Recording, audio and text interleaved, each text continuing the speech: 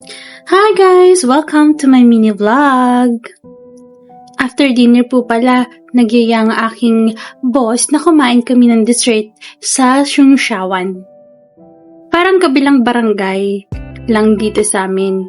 Kaso nga lang, ang layo-layo pala. Malapit na kami sa kabilang barangay ulit. Ayan, nakarating na po pala kami dito sa dessert house. Hindi ko alam kung anong basa niyan. Tawang-tawa ako dyan kasi sobrang layo ng nilakad talaga namin. Pakinggan nyo guys.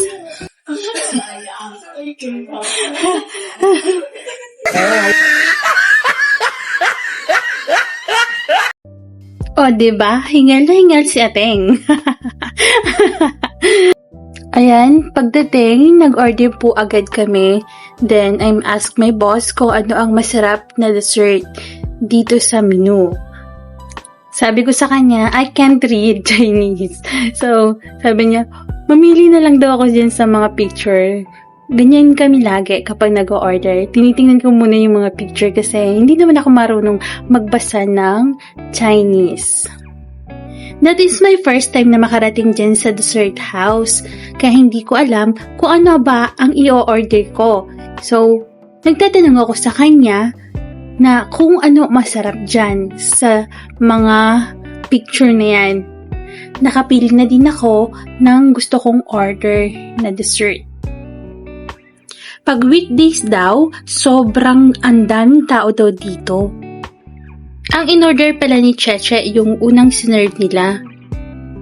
May grass jelly, fresh fruits, assorted na po pala ang fresh fruits, may chia seeds, may milk. Yan ang in-order niya. At sinerve na din yung order ko. Ang in-order ko naman po ay mango pudding. Ang pudding nasa ilalim, tapos yung nasa topping sa taas ay fresh mango fruits.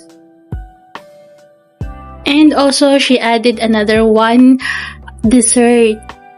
Hindi ako familiar dun sa dessert na to, kaya I asked her kung ano ang pangalan niya. Ang sabi niya, tumbala. Sticky flour po ata ang ginamit niya, tapos binilog-bilog lang siyang ganyan. Yung bilog na yan, ididip mo siya dun sa crushed peanut with sugar. Tapos wala din pong palaman yung bilog. Para siyang tong yun na madalas kainin dito kapag Chinese New Year. Ang lambot po ng pudding, yan po yung pudding. Tapos, ang sarap niya, hindi siya masyadong matamis. Ayaw kasi ng mga Chinese ng sobrang tamis yung dessert. Ayan guys, hanggang dito lang po muna ang aking mini vlog. Ayan, thank you so much sa always sa pag-support sa akin. And don't forget to like, comment, share, and pa-follow na din po. Have a good day everyone and God bless you all.